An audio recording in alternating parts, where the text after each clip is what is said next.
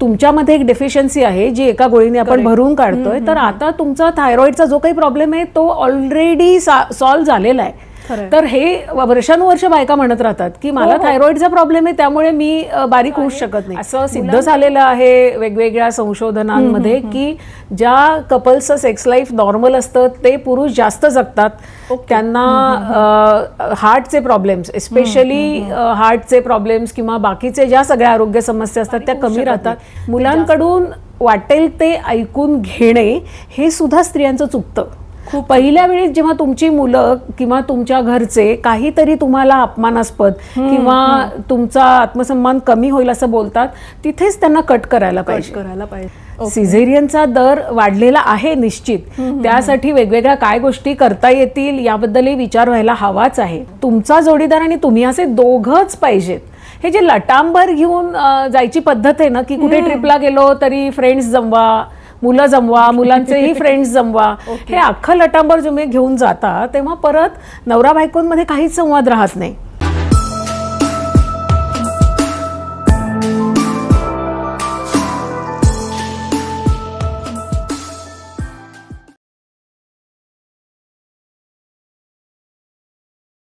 Vibrant mind पॉडच्या नव्या कोऱ्या एपिसोडमध्ये तुमचं स्वागत आहे. मैत्रिणी 4 भेटल्यावरती आणि ते पण माझ्या वयाच्या 40+ काय विषय होत असतील बरं? नक्कीच सगळ्या प्रकारचे विषय होतात, किचनपासून बेडरूमपर्यंत. अर्थातच बेडरूमच्या गप्पा, खुसखुशीत गुदगुल्या, हसी मजाक चालू असतात. पण त्यानंतर लगेचच असं पाय दुखतायत ग, मेनोपॉजच सुरू झाला ग, B12च कमी आहे ग. 10 पैकी 4 जणींचं B12 कमी असतं. खरं असं आहे? असे 100 प्रश्न मनामध्ये असतात. प्रॉपर गायडन्स घेतला जातोच असं नाही. पण पॉडकास्ट कशासाठी आपला? आज आपल्या पॉडकास्टच्या guest doctor Shilpa Chitnis Joshi, gynaecologist, very famous gynaecologist in Pune. त्यांचं मी या शोवर स्वागत करते आणि आपल्या मनातल्या असंख्य विचित्र प्रश्नांच्या त्या उत्तरं देतील. नमस्कार. वेलकम मॅम, तुमचं आमच्या शोवरती स्वागत आहे. थँक्यू. मला खूप छान वाटतंय इथे आज मी आली आहे आणि मिनलशी आणि बाकी तुमच्या सगळ्या मैत्रिणींशी संवाद साधायला मला कायमच आवडतं. स्त्रियांचे अनेक अनुत्तरित प्रश्न असतात, त्यांची उत्तरं देण्याचा मी कायम प्रयत्न करत असते आणि ज्या गैरसमजामुळे त्यांची आयुष्य कधी कधी अगदी छोट्याशा गैरसमजामुळे अवघड होऊन जातात त्याबद्दल बोलणं खूप गरजेचं आहे असं मला वाटतं. आणि व्हायब्रंट माइंडच्या माध्यमातून मिनल कुलकर्णी हे जे उत्तम काम करतायत की समाजातल्या महत्त्वाच्या आणि उल्लेखनीय घटकांची मुलाखत घेऊन किंवा त्यांचे काम समोर आणणं हे अतिशय महत्त्वाचं काम मिनल कुलकर्णी करतायत. त्याबद्दल त्यांचं खूप खूप अभिनंदन. हा त्यांचा 41वा एपिसोड आहे. सो असंच हे पॉडकास्ट खूप छान चालू राहावं आणि त्यांना खूप खूप यश मिळावं पुढे सुद्धा, ही माझी शुभेच्छा. थँक्यू सो मच शिल्पाताई. बोलता बोलताना डॉक्टर शिल्पाचं शिल्पाताई झालं बघा. डॉक्टर शिल्पांचं फेसबुक पेजही आहे, आपण तेही बघूया. त्याच्यावरही त्यांनी डिटेलमध्ये आणि आपल्या डेली लाईफमधल्या छोटे छोटे जे प्रॉब्लेम्स असतात जे आपण आपल्या मनातच ठेवतो. कधी कधी असं वाटतं after some age, after having kids, आपण स्वतःची प्रायोरिटी खरं ठेवत नाही आणि त्यामुळे ॲज शी राईटली सेड की छोट्याच प्रॉब्लेमचं एक मोठा रूप बनतं आणि त्याच्या आधीच जर आपण तो प्रॉब्लेम ओळखून जर त्याच्यावरती काम केलं तर I think after 40 also we can enjoy. To begin with doctor शिल्पांना मला एक खरंच प्रश्न विचारायचा आहे. आफ्टर द 40 आपण प्री मेनोपॉज, मेनोपॉज ह्या कॅटेगरीमध्ये जातो आणि आपण आपल्या माइंड बॅलन्स असेल, खरं मूड स्विंग्स आणि हे इतके कॉमनली यूज सब्जेक्ट्स आहेत. बरोबर. आपण आपली हार्मनी घालवून बसतो का आणि त्यासाठी काय करायला पाहिजे? हा खूप महत्त्वाचा प्रश्न आहे. तर ह्याच्यात सर्वात महत्त्वाची गोष्ट ही आहे की आपल्या इथे 35 नंतर स्त्रीला कुठलाही आरोग्य समस्या आली, कुठलंही काही झालं तरी आजूबाजूचे सगळे तिला कन्व्हिन्स करतात की हा मेनोपॉज आहे. तर मला हे अगदी आवर्जून सांगायचं आहे की मेनोपॉजचं वय भारतीय स्त्रियांचं हे 48, 49 आणि त्यानंतर आहे. काही स्त्रियांचा मेनोपॉज थोडा अर्ली येतो, पण ह्या केसेस तशा दुर्मिळ असतात. म्हणजे देर इज प्रीमॅच्युअर मेनोपॉज जो 40च्या आधी होतो आणि 40 नंतर लगेच झाला तर त्याला अर्ली मेनोपॉज म्हणतात. पण 42-43 वर्षाच्या स्त्रीला काही त्रास होत असेल तर तो मेनोपॉजशी रिलेटेड नसतो. बऱ्याच वेळा काय होतं की हा जीवनशैलीचा खूप मोठा प्रॉब्लेम आहे की आपण तरुणपणापासून जे आपलं आयुष्य झालेलं आहे की कुठल्याही प्रकारची शारीरिक कष्ट आपल्याला फारसे होत नाहीत. सगळ्या गोष्टींकरता सगळी यंत्र आहेत. खरंय खरंय. पुणेकर तर 2 व्हीलरवर दुकानासमोर उतरण्याची पुणेकरांना सवय आहे. त्यामुळे सगळीकडे 2 व्हीलर्स, कार्स असं झालेलं आहे. घरी वेगवेगळी सगळी यंत्रसामग्री आहे स्वयंपाकाची किंवा बाकीची कामं करायला. आणि खाण्यापिण्याचे तर ऑप्शन्स पुणेकर आहेतच की खाण्याचे ऑप्शन्स प्रचंड झालेले आहेत. त्यामुळे आणि ते तुम्हाला मोहात पाडायला सुद्धा इतक्या गोष्टी आहेत की आत्ता मनात आलं की 10 मिनिटात स्विगी तुमच्या घरी येतं. सो हे जे सगळे जीवनशैलीचे प्रॉब्लेम्स निर्माण झालेले आहेत त्यामुळे वजनं खूप वाढत आहेत, कुठलाही व्यायाम होत नाहीये आणि तुमचे आहार जे जसा असायला पाहिजे तसा होत नाहीये. या सगळ्याचा परिणाम हे होणारच की तुमचं शरीर बोलायला लागणार आहे 35 नंतर.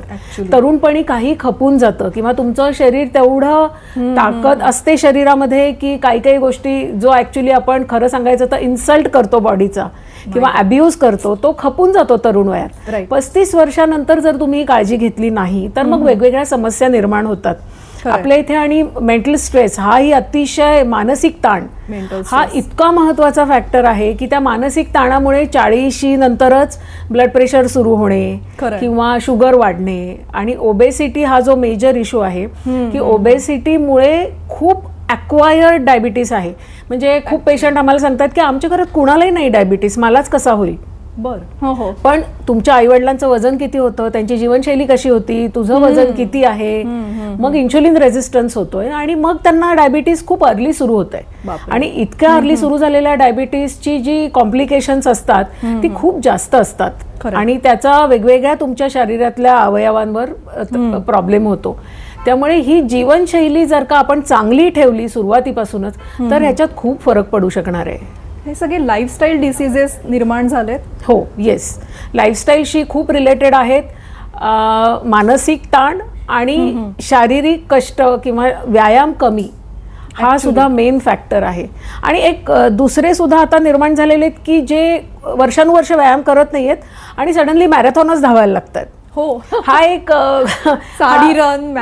तेच म्हणजे इतकंही करू नका, थोडं तुमच्या शरीराला वाव द्या, थोडा हळूहळू व्यायाम करून तुमच्या शरीराचा टोन डेव्हलप होऊ दे आणि मग तुम्हाला मॅरेथॉन धावायची असेल तर तुम्ही आधी 6 महिने व्यवस्थित नियमित व्यायाम करायला पाहिजे. खरंय. सो दोन्ही जे गाठले जात आहेत टोकं ती नको आहेत, तर जरा सुवर्ण मध्य साधायची गरज आहे.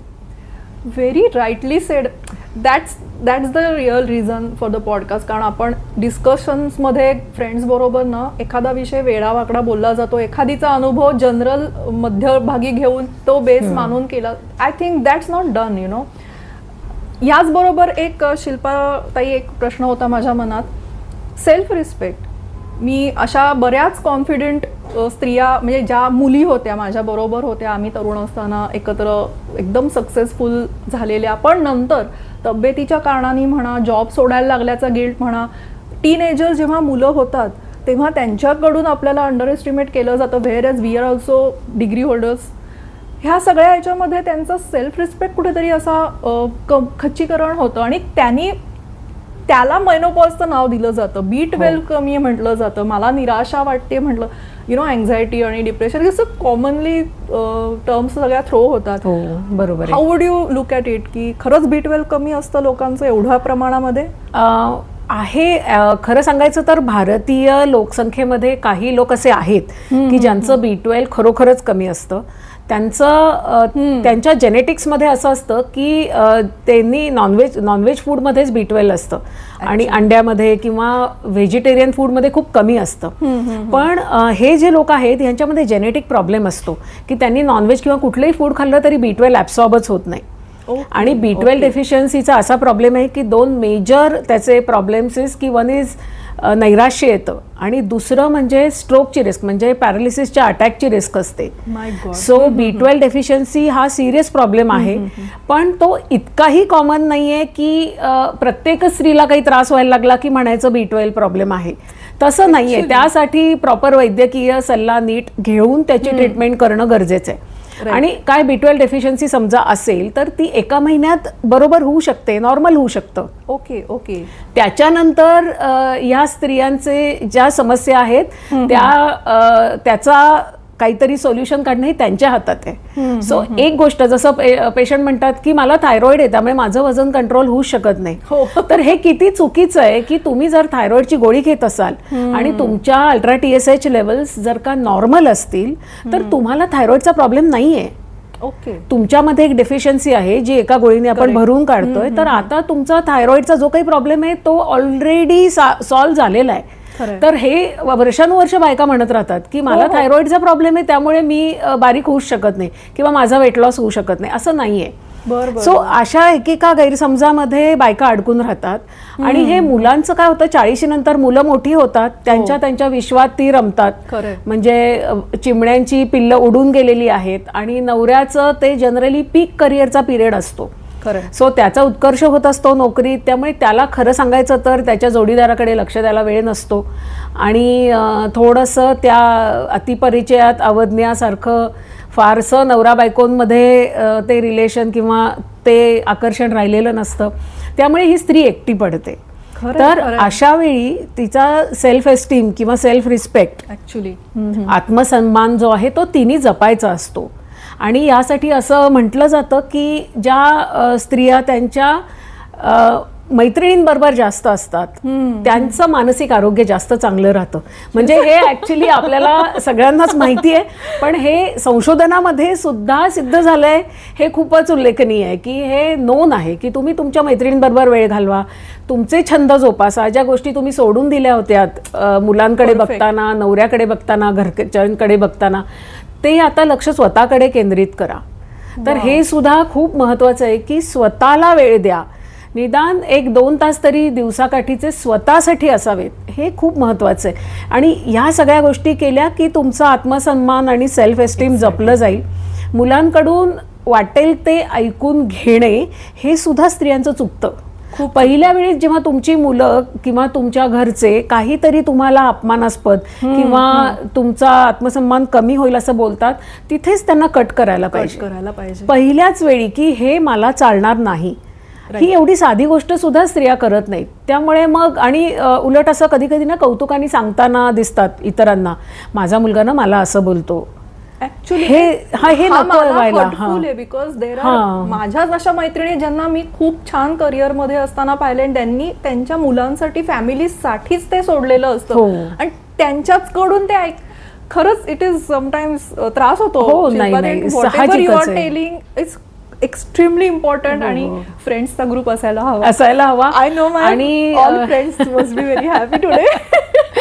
आणि मुलांना ही जाणीव करून द्यायला हवी की तरुणपणी आईनी काय काय केलेलं आहे आणि कसं तिचं करिअर होतं किंवा ती कशी होती, कशी व्यक्ती होती आणि तुमच्याकरता तिने हे केलेलं आहे. अर्थात हे सुद्धा आहे की फार त्यागाचे गोडवे गाऊ नयेत, कारण मग मुलं वैतागतात की काय तुझं कळलं काय होतं ते असे, कारण हे त्याग आपण आपल्या मनाने केलेले आहेत आणि आपल्या मनासाठी आपल्या आनंदासाठी केलेले आहेत. त्यामुळे त्याचे गोडवे गाऊन मुलांना किंवा घरच्यांना बोर करण्याचंही कारण नाही. पण ऍट द सेम टाइम आपण आपली स्पेस ही जपायलाच पाहिजे.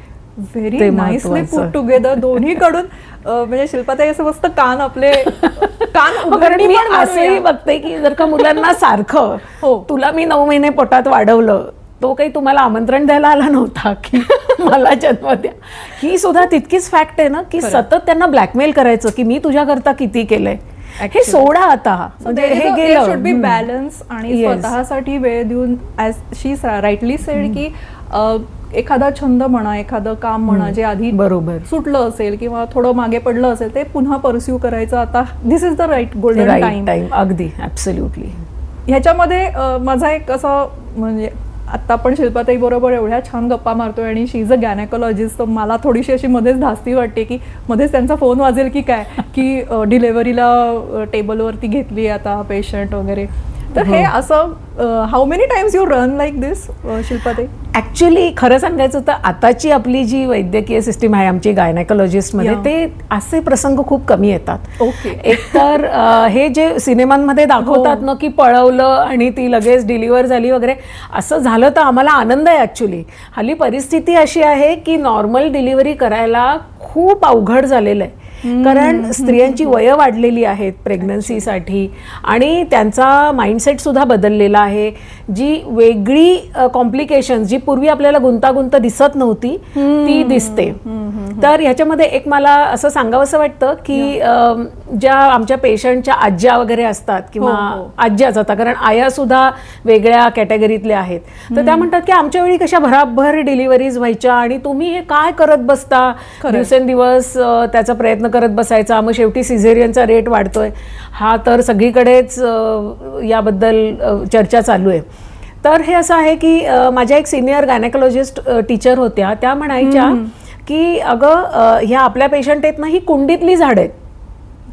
सो कुंडीतल्या झाडांना तुम्ही अगदी मनापासून लावता, त्याला खत देता, पाणी देता, उन्हात ठेवता, सावलीत ठेवता, सगळं करता, पण कधी कधी तरीही झाडं वाळतात. सो त्यांची एवढी काळजी घेऊन सुद्धा ती वाळतात. तर ही कुंडीतली झाडं आहेत. आणि आता जी पूर्वी होती ती, मी असं म्हणणार नाही, पण ती बाहेर जंगलात वाढणारी झाडं होती.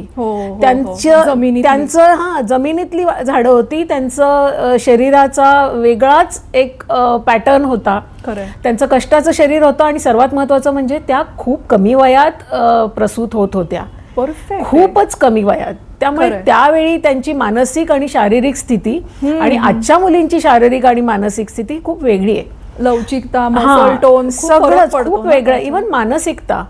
आज प्रसूती वेदना सहन करणं किंवा त्याच्यातून जाणं, त्या अनुभवातून जाणं, हे मुलींना खूप अवघड जातं आणि हे सोपं नाहीच आहे. हे अतिशय अवघड आहे. आणि ती तिचं सगळं करिअर आणि आतापर्यंतचा प्रवास सगळा सोडून सडनली अचानक दुसऱ्या रोलमध्ये जाऊ शकत नाही. त्यामुळे हे सगळं अवघड आहे. तर सीझरचा रेट वाढलाय, सिझेरियनचा, असं म्हणताना आपल्या समाजाने ह्या सुद्धा गोष्टी लक्षात घ्यायला पाहिजेत की किती गोष्टी बदलल्या गेल्या 100 वर्षात. तर हाही एक महत्वाचा मुद्दा आहे. त्यामुळे असं येऊन पटकन डिलिव्हर होणं हे हल्ली तर होत नाही. या गोष्टी अजूनही सरकारी दवाखान्यात होऊ शकतात. तिथे दुर्दैवाने खरं सांगायचं तर हे खूप दुःखदायक आणि वेदनादायक आहे की या बायकांना बिचाऱ्यांना घरी खूप दुखायला सुरुवात झालेली असते, कोणीच लक्ष देत नाही त्यांच्याकडे.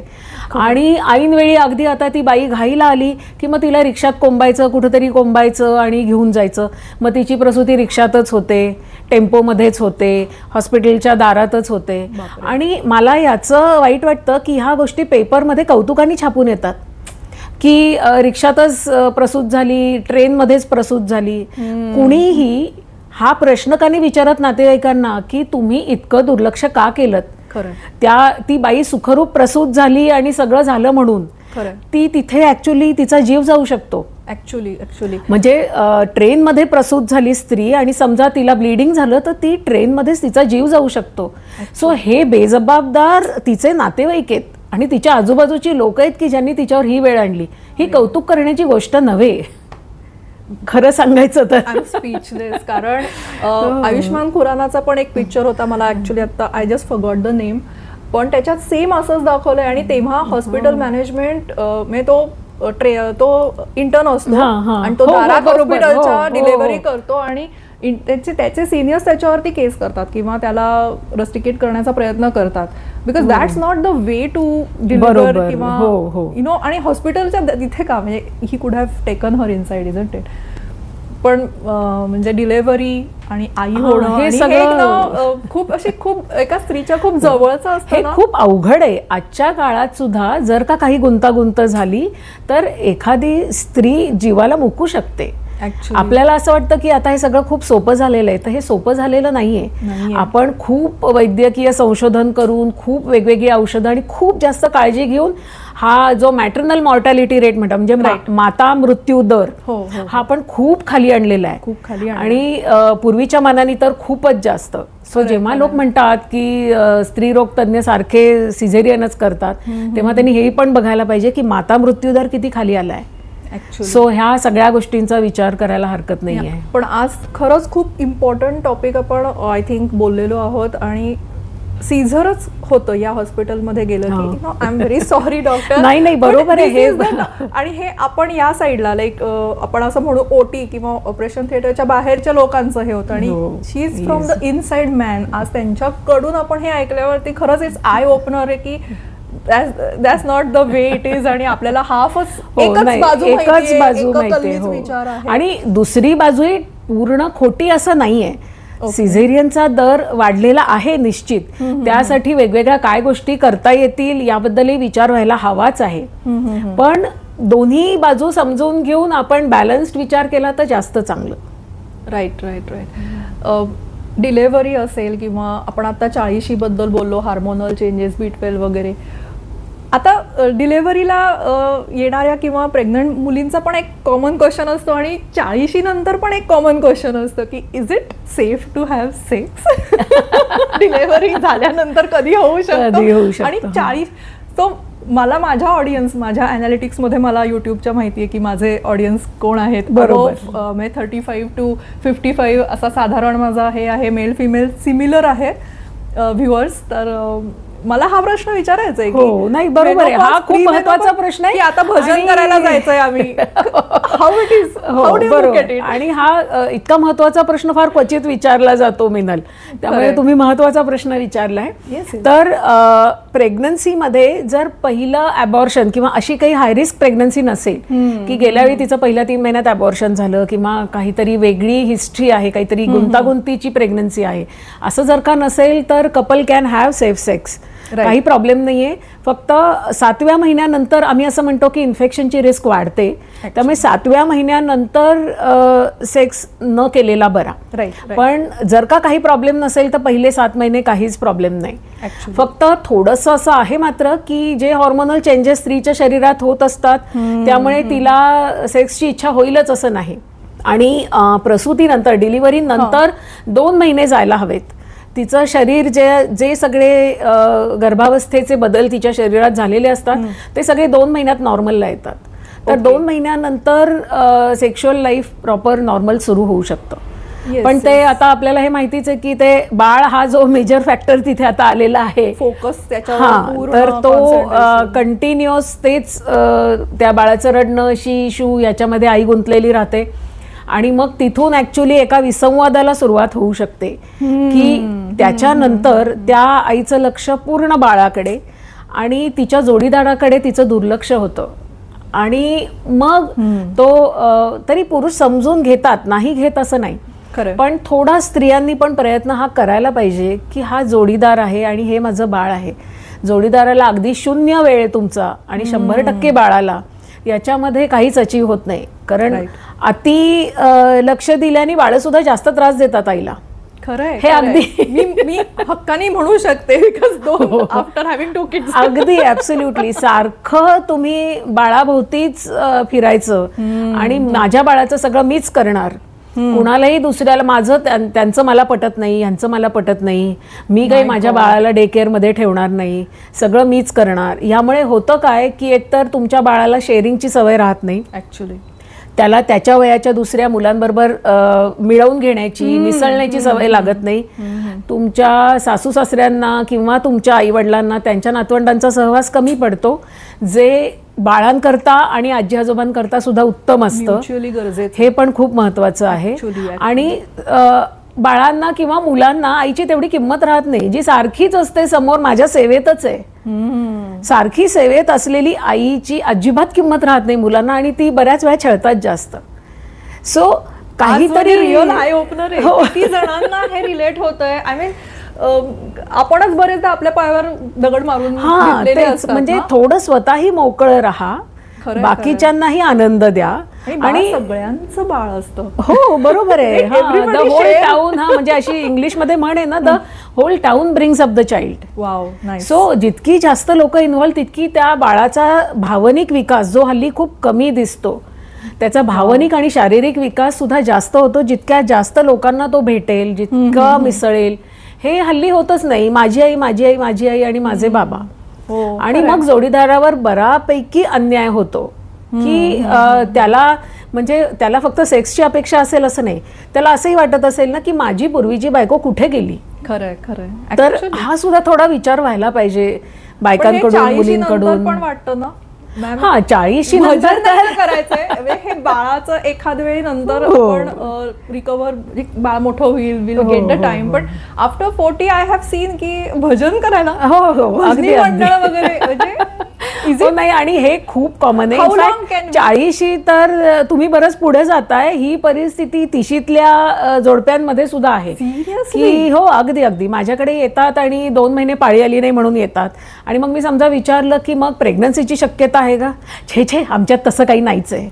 अगं पण का नाहीये? म्हणजे तुम्ही जर का नवरा बायको आहात, तुम्ही एकत्र राहताय, छान आहे तुमचं सगळं, तर का तुमच्यात कुठलंही लैंगिक संबंध असू नये गेल्या कित्येक महिन्यात किंवा गेल्या कित्येक आठवड्यात.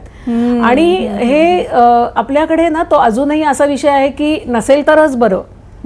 म्हणजे ब्रह्मचर्याचं एक जे स्तोम माजवलं गेलेलं आहे ते चुकीचं आहे. नवरा बायकोंमध्ये जर का नियमित लैंगिक संबंध असतील तर त्यांचे रिलेशन जास्त चांगलं राहतं. आणि ते खरं सांगायचं तर हे पूर्ण कुटुंबाकरता, त्यांच्या मुलांकरता सुद्धा योग्य असतं. कारण आई वडिलांचं जर का जे कामजीवन आहे ते चांगलं नसेल तर त्याचा परिणाम नकळत मुलांवर होतो. खरंय खरंय. आपल्याला असं वाटतं मुलांना काय कळणार आहे त्यातलं, पण असं नसतं. तुमची केमिस्ट्री जी आहे, ज्या जोडप्यांमधली केमिस्ट्री आहे ती मुलं त्यांच्या नकळत ऍब्सॉर्ब करत असतात. आणि जर का त्यांच्यात ती केमिस्ट्री नसेल किंवा विसंवाद असेल तर त्याचा मुलांवर नक्कीच परिणाम होतो. तर 40 नंतर हो अगदी ऍब्सोल्युटली. आणि 40 नंतर किंवा ऍक्च्युली 35 नंतरच हे जे आहे की कुठेही बाहेर जायचं म्हणजे जोडप्यांनी एकमेकांबरोबर वेळ घालवायला पाहिजे. तुमचा जोडीदार आणि तुम्ही असे दोघंच पाहिजेत. हे जे लटांबर घेऊन जायची पद्धत आहे ना की कुठे ट्रिपला गेलो तरी फ्रेंड्स जमवा, मुलं जमवा, मुलांचेही फ्रेंड्स जमवा, हे अख्खं लटांबर जेव्हा घेऊन जाता तेव्हा परत नवरा बायकोंमध्ये काहीच संवाद राहत नाही. ते फक्त परत मुलांना सांभाळणे किंवा मित्रमैत्रिणींशी चेष्टा वगैरे हे सगळं छान आहे, तो पण एक आवश्यक भाग आहे आयुष्यातला. पण नवरा बायकोनी एकमेकांबरोबर 1 to 1 वेळ घालवणं खूप महत्वाचं आहे. मग तुम्ही डिनरला जाऊ शकता, वीकेंडला जाऊ शकता तुम्ही. आणि स्त्रीचं कसं आहे, स्त्रीची लैंगिक इच्छा ही तिच्या मानसिकतेवर अवलंबून असते. तिला तो काळ आठवला जुना की जेव्हा हे दोघं रोमॅन्टिक होते एकमेकांशी, जेव्हा त्यांची सुरुवातीचं सगळं होतं, तो काळ आठवला तर तिची लैंगिक इच्छा जागृत होऊ शकते. हल्ली पुरुषांची ही तक्रार असते की हिची इच्छाच नसते, किंवा स्त्रिया सुद्धा खूप वेळा येतात की माझी इच्छाच नाही होत, मग नवरा चिडतो, मग भांडणं होतात. पण मग नवऱ्यांना पण मी हे सांगते आणि बायकांना पण हे सांगते की तुमचा तो रोमॅन्टिक काळ जिवंत करा परत. रिज्युविनेट दोज डेज. म्हणजे मग ते तुमचं जे हरवलेलं मॅजिक आहे, जी जादू होती ती तुम्हीच परत आणू शकता. नुसतं तक्रार करून काही उपयोग नाही. किंवा इव्हन मित्रमैत्रिणींनी सुद्धा हा प्रयत्न करायला पाहिजे की समजा कपल्स हल्ली बरेच मित्रमैत्रिणी असतात तर त्यांनी एकमेकांसाठी हे करायला पाहिजे. मी म्हणते की अॅनिव्हर्सरीला जेव्हा उगाच काहीतरी पार्ट्या गिफ्ट देण्यापेक्षा तुम्ही त्यांचा एखादा विकेंडचं गिफ्ट द्या त्यांना, किंवा डिनरचं गिफ्ट द्या, किंवा एखाद्या सिनेमाला त्यांना आवडतंय असं गिफ्ट द्या, किंवा डेट तेच त्यांचा डेट विकेंड किंवा डेट असं करायला पाहिजे. म्हणजे जर कपल्सनी एकमेकांचं आयुष्य चांगलं होण्यासाठी प्रयत्न केले तर ते जास्त चांगलं होईल असं वाटतंय. I think he idea super duper आमच्या ग्रुपमध्ये मी ऑफकोर्स आणि सगळे ऐकतच असतील म्हणा. आणि ह्याच्यामध्ये एक असा पर्स्पेक्टिव्ह आहे, जसं तुम्ही म्हणलात की sex life of a couple affects the family, पण जसं वुमेनला गरजेचं आहे तसं I think the male partner also त्यांच्याकरता खूप गरजेचं आहे. असं सिद्ध झालेलं आहे वेगवेगळ्या संशोधनांमध्ये की ज्या कपल्सचं सेक्स लाईफ नॉर्मल असतं ते पुरुष जास्त जगतात. त्यांना हार्टचे प्रॉब्लेम्स, एस्पेशली हार्टचे प्रॉब्लेम्स किंवा बाकीचे ज्या सगळ्या आरोग्य समस्या असतात त्या कमी राहतात. ते जास्त जगतात आणि आनंदात जगतात. कारण आपल्याकडचे पुरुष, खरं तर जगभरचेच पुरुष हे स्वतःला एक्सप्रेस करणं किंवा स्वतःच्या भावनांना त्यांना कुठलंही आउटलेट नाहीये. सो कंडिशन्ड असतात तसे की मनातल्या गोष्टी कुणाला बोलणं, ते इनफॅक्ट त्यांच्या अगदी जवळच्या मित्रांशीही भावना शेअर करणं हे फारसं होत नाही ऍक्च्युली. सो त्यांचे वेगळे वेज असतात टू कीप त्यांना त्यांचं मानसिक आरोग्य जपण्याकरता. तर हा एक महत्त्वाचा त्यांच्याकरता उपाय असू शकतो. सो जितकं चांगलं त्यांचं कामजीवन तितकं पुरुषांची तब्येत आणि त्यांचं आयुष्य दोन्ही वाढतं. क्या बात. आज खरंच किती थोड्या वेळात शिल्पाताई तुम्ही किती छान सगळे टॉपिक्स म्हणा किंवा असे आमचे कान उघडणी म्हणा किंवा खरंच एक मनातले अशा ना गोष्टी असतात ज्या कुणाशी बोलणार आणि कोण त्याच्यावरती प्रॉपर गाईड करणार, त्या सगळ्या माझ्या मनातल्या प्रश्नांची तुम्ही खूप उत्तरं दिलेली आहेत. छानच, मस्तच. आय एम व्हेरी एनलायटन म्हणू शकतो. पण अजूनही असे अनुत्तरित प्रश्न असू शकतात, कारण हा माझा पर्स्पेक्टिव्ह होता. मी माझ्या अजून काय म्हणू इनर सर्कलशी डिस्कस करून आजचे काही प्रश्न मॅडमशी डिस्कस केलेले आहेत. पण तुमच्या मनातही काही असे अनुत्तरित प्रश्न असू शकतात. त्यासाठी तुमच्या डॉक्टर मैत्रिणीशी हितगुज अशा 3 पुस्तकांची सिरीज डॉक्टर शिल्पा चिटणीस जोशी यांनी लिहिलेली आहे. एक पुस्तक ऑलरेडी प्रदर्शित झालेलं आहे, ॲमेझॉनवर अवेलेबल आहे, बुकगंगावर अवेलेबल आहे आणि 19 जानेवारी 2025ला उरलेली 2 पुस्तकं पब्लिश होणार आहेत. तुम्ही ती अवश्य वाचा. त्यांचं फेसबुक पेजही फॉलो करा. आता आपण हळूहळू एंडकडे चाललेलो आहोत, तर मी छोटंसं एक रॅपिड फायर घेईन. डॉक्टर शिल्पा, तुमचे आता फ्युचर प्लॅन्स काय आहेत? हे तर करत राहायचंच आहे आणि माझ्या स्त्रीवाचक आणि बाकीच्याही सगळ्याच स्त्रिया माझ्या मैत्रिणी आहेत असं मी मानते आणि त्यांच्याशी नियमित हितगुज आणि संवाद हा मला साधत राहायचाच आहे. अजून एक थोडं त्यातल्या त्यात नवं माझं व्हेंचर म्हणजे विनायक नेत्रालय हे आमचं डोळ्याचं हॉस्पिटल आहे. आणि माझ्या मिस्टरांच्या नंतर ही ॲक्च्युली त्यांचं अचानक निधन झालं. सो त्याच्यानंतर त्यांचं हॉस्पिटल मी चालवते आहे आणि हा एक वेगळा अनुभव आहे कारण मी स्वतःचं हॉस्पिटल कधी सुरू केलं नव्हतं. सो विनायक नेत्रालय हे आमचं कोथरूड पौड रोडवर डोळ्याचं हॉस्पिटल आहे जिथे आम्ही उत्तम सेवा देतो आणि जिथे मोतीबिंदू सारख्या शस्त्रक्रिया आम्ही उत्तम रीतीने करतो. तर हे हॉस्पिटल चालवणं हे माझं जरा नवे प्लॅन्स पैकी आणि नव्या व्हेंचर्स पैकी आहे. Very nice. आता म्हणजे 2 जबाबदाऱ्यांवर डॉक्टर इकडून तिकडे पळत आहेत. रॅपिड फायरचा पहिला प्रश्न, अशी तुमची कोणती आठवणीतली एखादी डिलिव्हरी आहे का की जी खूप चॅलेंजिंग होती पण स्टील बाळ आणि बाळंतीण सुखरूप बाहेर आले? हो, हे अनुभव तर नेहमीचेच आहेत. एक मला आठवते की ॲक्च्युली त्या मुलीलाही आता ती 12-13 वर्षाची झाली आहे आणि ती सुद्धा काही समस्या असेल तर माझ्याकडे येते. पण तिची आई प्रेग्नन्सीमध्ये माझ्याकडे येत होती आणि 9व्या महिन्यात बाळ थोडं मोठं होतं आणि 9व्या महिन्यात अचानक तिला ब्लिडिंग सुरू झालं पेशंटला. सो असं 9व्या महिन्यात अचानक ब्लिडिंग सुरू होणं विदाऊट पेन, म्हणजे तिला दुखत नव्हतं, नुसतं ब्लिडिंग होत होतं. तर ही साईन अशी असते की आतमध्ये प्लॅसेंटा सेपरेट होतोय, म्हणजे वार जी असते ती प्लॅसेंटा सेपरेट होतोय आणि अशा वेळी खूप कमी वेळ असतो आपल्याकडे ते बाळ पटकन बाहेर काढायला, कारण तो प्लॅसेंटा सेपरेट झाला की बाळाचा ऑक्सिजन सप्लाय बंद होतो आणि आपण बाळ जीवाला मुकू शकतो. सो आम्ही बरोबर ते ब्लिडिंग सुरू झाल्यावर 20व्या मिनिटाला बाळ बाहेर काढलं होतं. सुदैवानी सगळ्या गोष्टी तेव्हा जमून आल्या होत्या, पण आम्हाला त्या जमवाव्याच लागतात कारण अशा वेळी चॉईस नसतो ॲक्च्युली. सो 20व्या मिनिटाला आम्ही ते बाळ बाहेर काढलं आणि 3.5 किलोची इतकी गोड, इतकी सुंदर मुलगी आणि आता ती तशीच सुंदर मोठी झाली आहे 12-13 वर्षाची. तिला मी दरवेळी बघते तेव्हा असं वाटतं की बाप रे, तो क्षण आपला चुकला असता, तर आज ही इतकी सुंदर मुलगी नसती. सो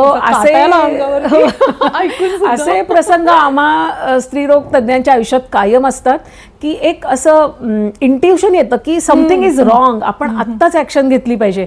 आणि मग सीझर कधी केलं तर त्याच्यात असं दिसतं की नाळे गळ्याभोवती 2-3 नाळेचे वेढे आहेत किंवा नाळेला गाठ बसलेली आहे किंवा पाणीच संपलेलं आहे आणि बाळाने आज शी केली आहे. सो ह्या इंट्युशनचा भाग असतो. प्रत्येक वेळी त्याचा वैद्यकीय पुरावा असेल असं नाही, पण ते पटकन करावं लागतं सगळं. पण आय कॅन इमॅजिन की ते क्रिएशन जेव्हा असं समोर येतं हातात एक वेगळाच आनंद, खूप आनंददायक आहे. मला मी ही शाखा निवडण्याचा उद्देशच हा होता की ह्याच्यामध्ये खूप आनंद आहे.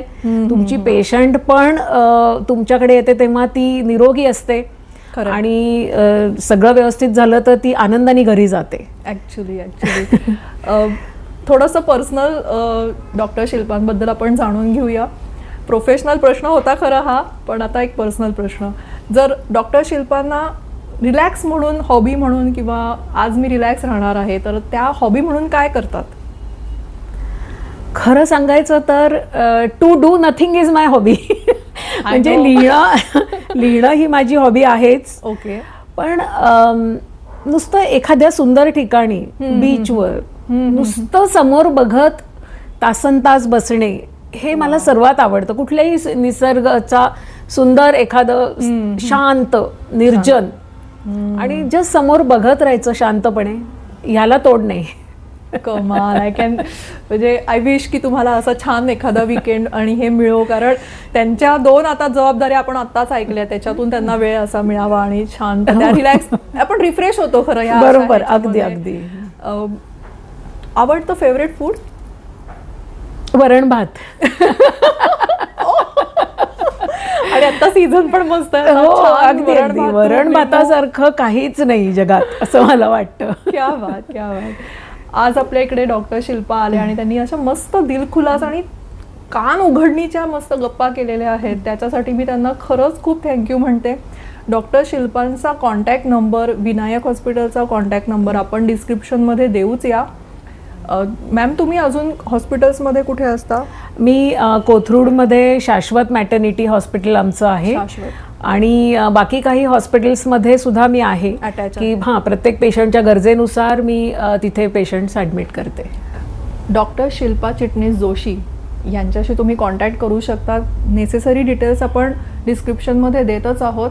आणि आजचा एपिसोड कसा वाटला आणि तुमचे काहीही प्रश्न असतील खाली कॉमेंट्समध्ये लिहा. मी आणि डॉक्टर शिल्पा, मी उत्तर नाही देणार आहे, डॉक्टर शिल्पा उत्तर देणार आहेत. पण आपण त्यांच्याकडून अजून जाणून घेऊ. पार्ट 2 करायचा असेल तर त्याच्यात कुठले विषय हवे आहेत. आणि मला आत्ताच बसल्या बसल्या 1-2 पुढचे पण एपिसोडच्या कल्पना आलेल्याच आहेत. व्हायब्रंट माइंड पॉडला अशाच छान डिस्कशन्ससाठी सबस्क्राईब करा, लाईक करा, शेअर करा.